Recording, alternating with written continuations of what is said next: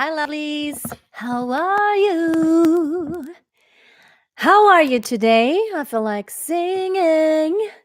I just actually got off filming a video, and it was a reaction slash analysis video. It's going to come out soon, but I'm not going to tell you more about it. However, I wanted to kind of just touch on that topic really quickly that I talked about in that reaction video and analysis video, which I'm always going to do analyses from now on, not just sit there and say ooh and ah. So there's a lot of really famous and successful singers out there who are undoubtedly so awesome and I love.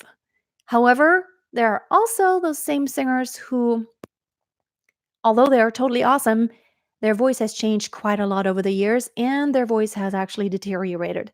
They have had lots of problems, even surgeries, nodules, ruptures on their vocal cords. So you'd ask yourself, so what is causing this? I never heard of that like 20, 30, 40 years ago that there was a lot of singers who had problems like these. And so I asked myself, why is it that a lot of singers have these problems? And honestly, I hear it in so many young singers' technique, and so I just want to give you a warning so you know and you just know what to watch out for and to be careful because not always is it a good idea to just kind of imitate your favorite singer. Ask yourself and always question what is their technique? Is it supported when they are singing this high pitch or is it just going to the absolute limits? The problem comes when you're going to your absolute limits and beyond constantly and all the time. So let me just demonstrate real quick. So when I'm singing high, I could either sing just, and I'm not going to do this quickly. I just got off a cold. I don't really want to make my voice worse. I actually don't like demonstrating how not to do it because it's not good. If I do this all the time, I'll just kill my own voice too. So, but whenever you're singing high and you belt high, what you can do, you can either just get louder and louder and louder as you go higher and higher and just push more and more air through the vocal cords and just, like basically just go to your physical limits and just kind of press it out there. So when I'm singing high, does not feel really good. I hope this didn't go into overdrive. I try to have a distance. But when you do that, it's okay to do it once. But if you start doing this all the time in performance, it does become a problem. So I'll answer your questions after just a little while. It does become a real problem. Also, when you constantly change your voice color from what it's not naturally. Because maybe you're hearing your favorite singer and they have this maybe slightly more dark voice color. Like I don't have a dark voice color, but maybe if I hear someone and I like that sound, I'm subconsciously trying to imitate that timbre, which is not my timbre. But it does create a problem because what I'm doing is I'm using my larynx to adjust that. So I'm pushing the larynx down or pulling it up. And by doing that, I'm achieving that very different voice color. So this is my natural voice color. Now when I'm changing my placement, I can sound different. Or I can sound like different. I can push my larynx down or pull it up. And it's a kind of cool effect because in just a jiffy, you get this really cool different voice color and it makes for a lot of powerful sound. But again, this will put a lot of strain on your voice, on your vocal folds, and everything that has to do with them. All those muscles that move the vocal folds. If you do this a lot and if you do it constantly, I've done a lot of experimenting in the past few years when I do my gigs where I sing for hours and hours and we sing repertoire that we've been doing for years and I kind of know it in my sleep. But that's when I have a lot of kind of space to experiment with different placements. And I love doing that. Just kind of see how do I feel if for the next few songs I just push the larynx down or pull it up a little bit more. How does that top note really work? How does it affect the sound? But how does it affect the feeling, how I feel at the end of this whole gig after singing for 3 hours? How am I feeling tomorrow? And I have done quite a bit of experimentation. Um, and I realized that whenever I'm changing my own natural voice color too much, or I am pushing it to the limits too much constantly, that it's a really bad thing. And that my voice isn't the same next day, and potentially it could not go back to normal ever again if I do this every single time I have a performance, which is a lot. Now, I used to have weeks where I had like 4 and 5 gigs in a week, so I had to come to a point to really think about what is healthy and sustainable. And of course, I'm coming from a background of opera singing, and I was, professionally trained in opera. When you are a professional opera singer, you have so much coaching. I mean, you have your voice teacher, then you have the coach who are just like the correpetito. I don't even know what it's in English, but it's also a coach, but he just or she just coach you through your role, and you do hours and hours of this every day. And then you also have your staging rehearsals, which you also sing out. So you have to find ways to sing in a very healthy way, and you're constantly working on the smallest details ever because you don't have a microphone, you're not amplified, and so you're always working on singing healthy so that you can sustain the way you're singing and sound the best so you can sing over the orchestra and the chorus, which sometimes there's 50 people in the chorus. And I remember one time I was the only one singing. Like, I had the solo role, I had the lead role, and so I sang the high C. Let me see, where's the high C here? I sang the high C while everybody else in the chorus just sang all the other pitches that were in that harmony. And so, hold on, where's the C? I want to find the C now. The high C. Let's see. So when I'm so, of course, I didn't have to sing loud because just the nature of singing a high C makes it louder than everyone else. So while everybody's saying this, I go like, right? And it's okay. It's not hard because I don't have to sing loud. If I had just always pushed and like, oh, I got to sing against 50 people, I would have killed myself. That's not a good. Oh, sound is fixed now? Was a sound not good? I'm sorry if there was something wrong with the sound. Um, so the point I'm making is if you want to use your voice for the rest of your life and you don't want its sound to be totally impaired, but you want your natural and nice voice color, then don't just constantly go to the limits. Now, here's the problem: your vocal cords.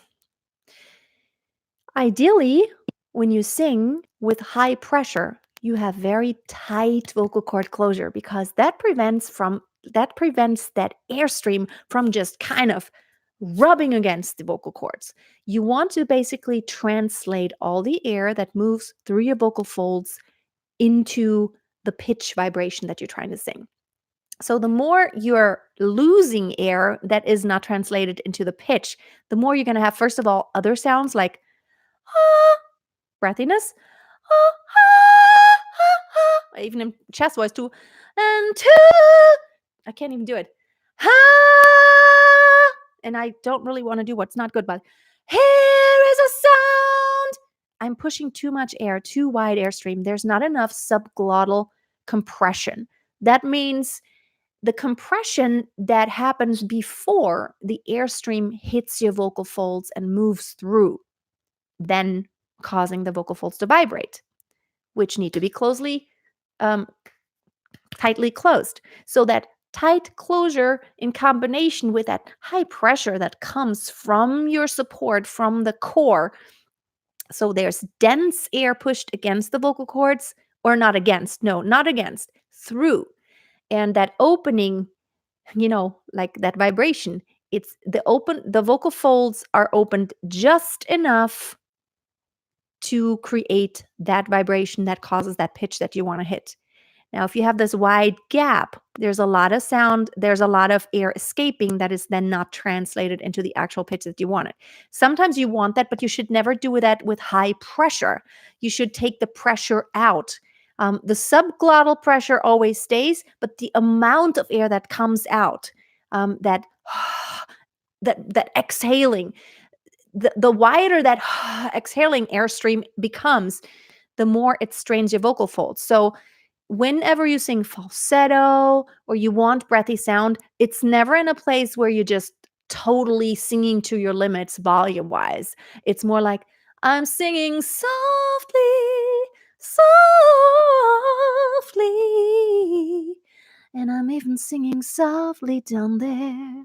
But I'm never singing. See, when I'm singing louder, whenever I'm doing a crescendo, vocal cord closure tightens up. Na na na na na na. And I sing with more pressure. I sing with more pressure. Right. That's when I want that closure of my vocal cords. So there's a lot of examples of singers who started out like 10 years ago or so, and now their voice has changed a lot. And you can hear there's not the accuracy that used to be there. It's just rough. It's not fine-tuned anymore. It's rough. It's scratchy, it's rough, and basically all they can do now is sing with great pressure. They can do this. Those singers cannot do the subtleties anymore. So Demi Lovato being one of them, um, which I just did the reaction video too, which is coming out soon. I love her as an artist, but her technique has caused her voice to change a lot. And now she doesn't have that fine tuning anymore. And there's not that accuracy and not that brilliance and tone that used to be. Adele is another singer. She started out singing like her first album, 17, that was quite a bit lower than the later albums. Of course, it's all a matter of taste, you know, producers, and they want to sell the albums. Say they want to deliver what everybody wants to hear. And so everybody wants to hear higher, louder, stronger. And but when you start doing, it's okay in the studio, but when you start doing this in live performance and you're an artist like Adele and you are having all of those performances, all of those concert tours going on constantly, there's no way your body can sustain that. Your vocal folds are delicate and there's got to be an effect. No doubt about it. And then you have ruptures and nodules, and then you can't sing for weeks and months to come. You need surgery, I think it's not worth it. It's totally not worth it. I would not let anybody push me to do stuff like that because it's not worth it. So be really, really careful about constantly going to the limits. Now, of course, you want to push yourself sometimes, but you don't want to push in a way that is not founded in good technique. You want to first make sure you have good technique. So let me take some of your questions. What do I think about autotune? Now, the actual autotune program, the Antares autotune, I don't like unless you want to use it for effect. It just sounds like a robot, when you make it too strong. And no, it's not a good program. Now, Melodyne is very intelligent because you can actually manually do a lot of things. And whenever I do any pitch correction in post production, I only go by hearing. I never go by computer. I never go by looking at which pitch was right in the middle of the little square in the middle of the pitch. I go slightly by hearing because if you've ever played strings, which I haven't, but I know this, you know that it's not all evened out, right? Some half steps need to be a little smaller than others. Like the leading tone needs to be closer to the root than another, like the fourth from the fifth, for example. That's just the nature of it. And so, yeah. So you want to, what was I saying? I'm just reading the comments at the same time. Make sure you have good tuning and you always work on it. That's what I'm saying. Try to be as good as possible in your tuning and always constantly tweak it and pay attention to it so that you can do it live. Because all this auto tuning business, it's not going to help you if somebody just like, come on, sing now. It's kind of really embarrassing if you can't sing well and if you can't have good tuning without having post production. Or, of course, you have auto tune even in live performances nowadays. So you don't even know anymore who's singing, what's actually coming out of someone. You just don't know that anymore. Is it an embarrassment for singers who are really working hard? It could be. Like I said, if you cannot get good tuning, that you haven't done your work as a singer. That is something you constantly need to work on, because nobody will ever achieve perfect intonation, because there's no such thing, because you shouldn't intonate like a robot. I don't actually like that. That's my personal taste. I don't like what's currently happening in mainstream music, that it's like extremely perfectly tuned. I don't like that. You listen to old recordings by the Beatles, for example. Even the guitars aren't perfectly tuned sometimes, but it doesn't bother me. It's not like badly off, but it's a natural variation. So if you have an actual live guitarist, the nature of playing a guitar is just that sometimes it's a little sharper or a little flat. It's not like a computer, and it shouldn't be. Again, I'm just getting off my cold again. I still have a kind of a lot of phlegm. How do you know your technique hurts your voice? I would say, if you feel any, first of all, if you feel raspiness when you don't intend it to be, any roughness when there's not a clear tone, that is always an indication that you don't have good closure. And of course, if it feels uncomfortable, if it feels like it hurts, or there's like, if you have a sensation like you want to cough, that is definitely a big warning sign. And also, if you get hoarse often, if you get hoarse often after singing, that probably means that you might not do something right in your technique. Jennifer Hudson's voice is strong and loud, but how did she keep her voice in shape even though she's doing it? Yeah, it's support. Support from below, good resonance, openness. That's how you do it. That dense airstream. That's the secret to belting high. Let me go up just a little bit.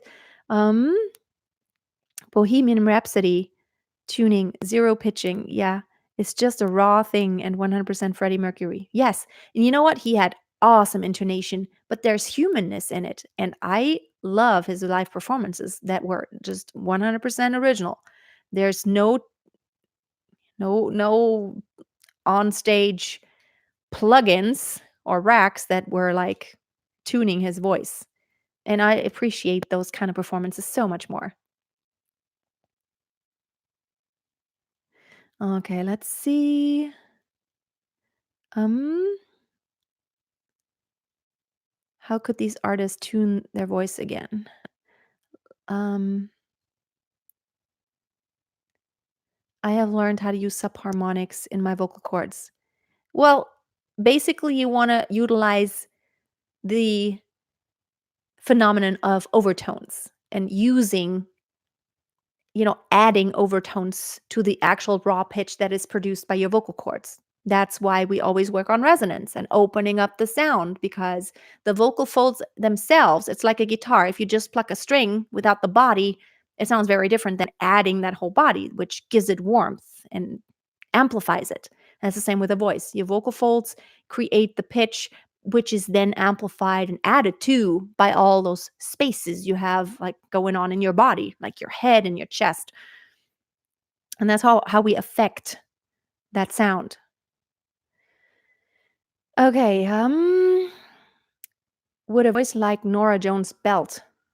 Well, it's not her style. Although her later songs were a lot different. I'm not completely up to date with what she has been doing.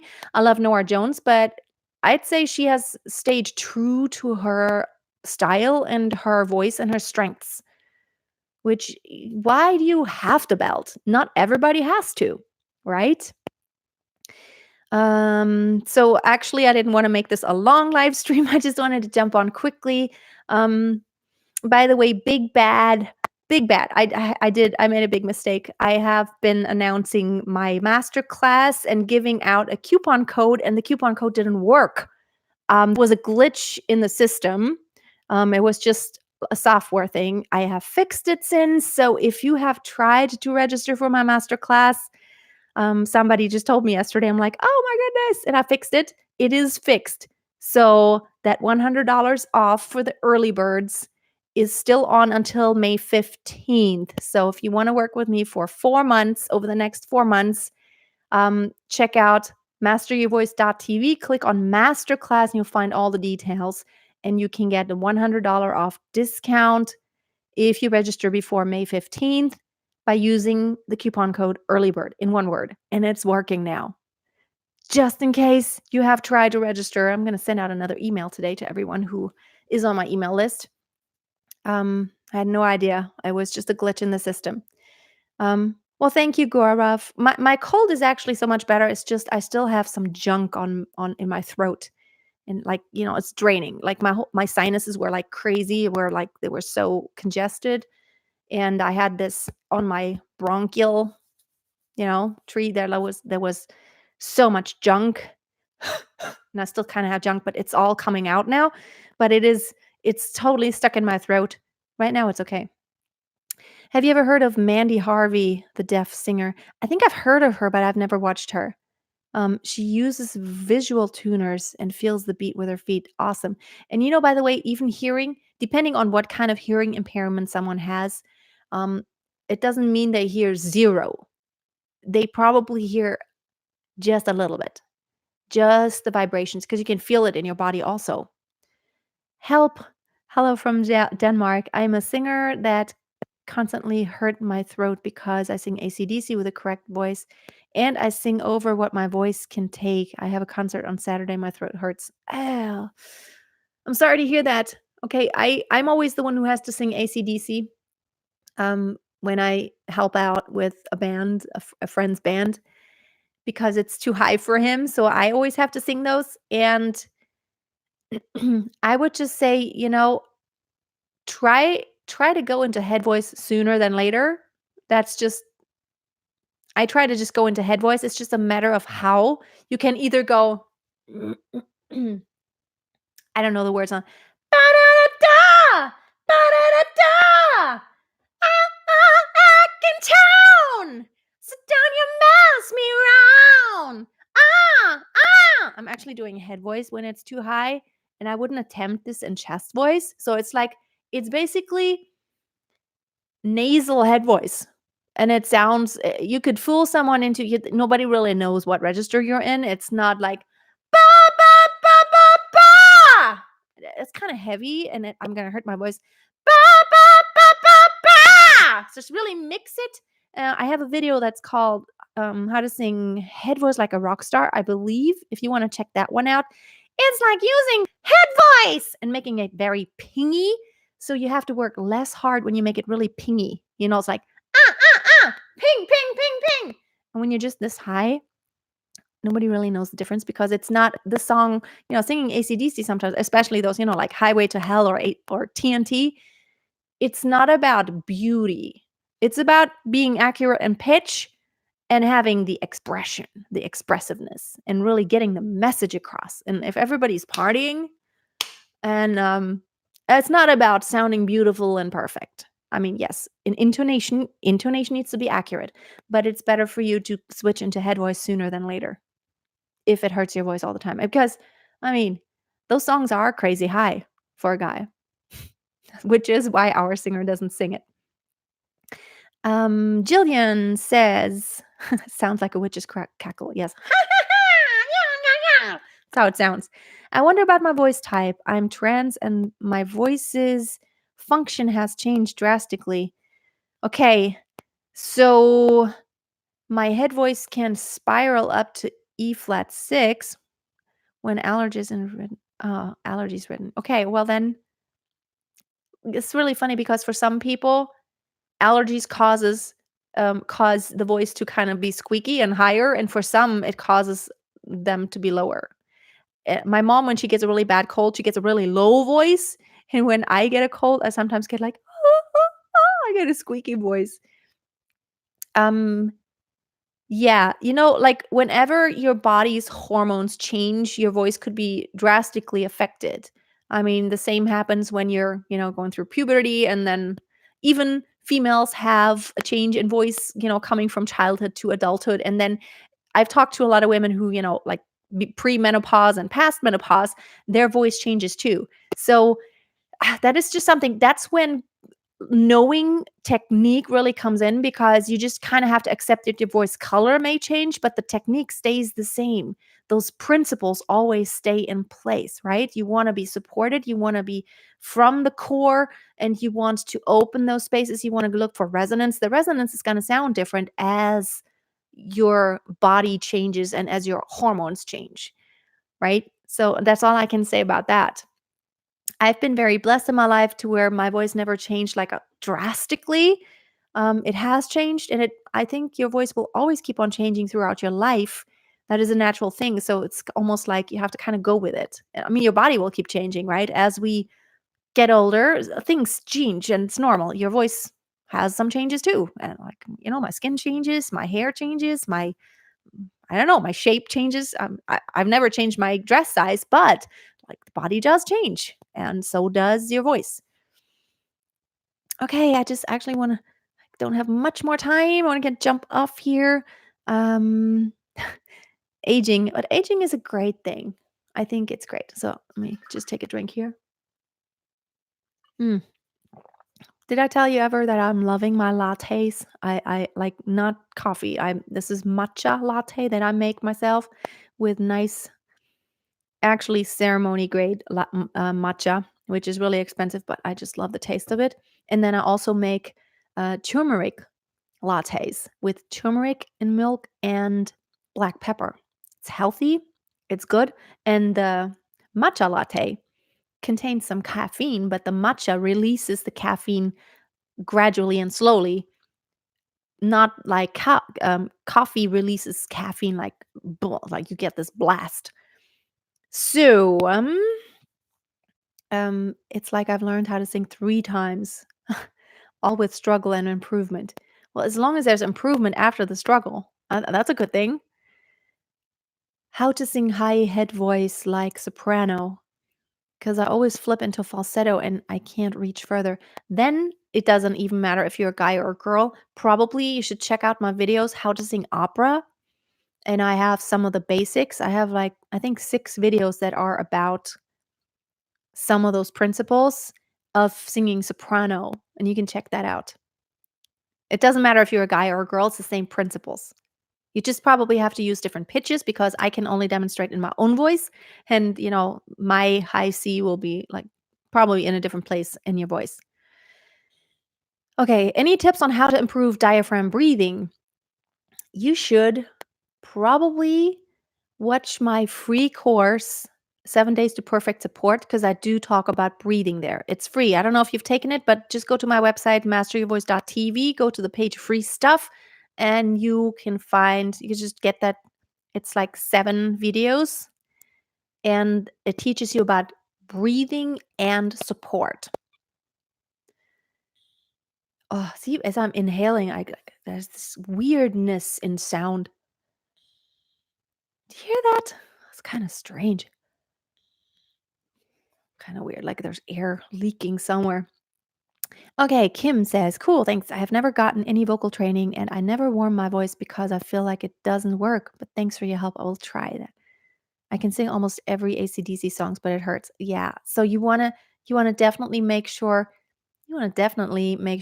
you get into a warm-up routine. However, when you have gigs that are like 3 hours long, you probably want to use the first few songs as a warm-up and not just add to those 3 hours of singing, even more singing, which will just make yours even more tired. That's what I do. Can I find those recipes for those lattes online? Probably. I actually recently there is I can't remember her name. There's a channel. I haven't subscribed to it, but there's a girl who made just search on YouTube for like healthy latte or lattes. Basically, when I do the matcha latte, I just um take the matcha powder, put it in my cup, and I usually sift it because it clumps up a little. And then I just put hot water and I fill my cup halfway with that hot water. And then I just stir. I don't need foam on it, so I don't ever really whisk it too much. Just fill it halfway with water and then fill it up with hot milk. And that's that. So you can either drink it unsweetened Or what I do, I just put a little bit of vanilla syrup, a syrup in it, and it just tastes great. I don't really eat a lot of sugar, but I do love that vanilla in my latte. You want a latte tutorial from me? Maybe I'll do it. Because, it's really, as a singer, I don't really drink coffee, but when I have gigs, I usually take I always take a drink. It feels so comforting to have, like, a nice hot drink with me, even in the summer sometimes. So, I will usually have 2 of these cups. I have a red one and a black one. The black one is for coffee. Black, right? So and then I have a red one that is for healthy tea. And so I usually take either the matcha latte or a nice coffee latte and fresh ginger tea made with fresh ginger. So I always take those 2 and it feels so nice because, it's almost like I have, um yeah, I have like a goodie with me and it's like a reward or something. It feels really good. Plus, the matcha latte helps me to not get so tired, which I'm so not a night person. I know I have the wrong job for that. The turmeric, the turmeric, you use all the way milk. You can either use dairy milk or almond milk or oat milk. It's also really good with almond milk, depending on what you like. I happen to not be affected by dairy milk at all, or at least I don't feel like I am. I've drank it all my life and lots of it actually. We always had like like a farmer in our town and like it's like fresh milk. But the turmeric, oh, thank you, Janet, for promoting my Soprano series. The turmeric latte, you basically just take all the way hot milk, whichever milk you like, and then you want to mix in maybe like a teaspoon of turmeric, I call it turmeric, turmeric powder, and you want to add a little bit of black pepper because your body absorbs the curcumin better if you add black pepper, and it tastes good. And then, of course, it's your choice if you want to. It does taste pretty rough if you have no sweetening at all. You could add coconut sugar, which tastes good. It has kind of a little of a caramelly flavor, or, whatever you wanna do if you wanted to use like vanilla syrup or something like that. So those are my 2 favorite lattes. And coffee, I don't really do a lot, but again, caffeine doesn't affect my vocal cords. I'm just very blessed that food and drink does not affect my body really in much of any way, and I don't have any allergies against anything that I know of at least, so I'm just very lucky, I guess. Um I'm always promoting the Soprano series, yes. Okay. So that's all for today, really. I wanna just jump on quickly and, yeah, if you're still thinking about joining the masterclass, you can. I just have a few spots available, and it's so much fun. It's the best group ever, and you have, like, full access to me all the time, every single day. My masterclass is my top priority every single day. It's the first thing I do usually every day, and, yeah, if you wanna take your singing to the next level, that might be the best way to do it. Have a wonderful day. I will see you soon. Always keep on singing. Bye.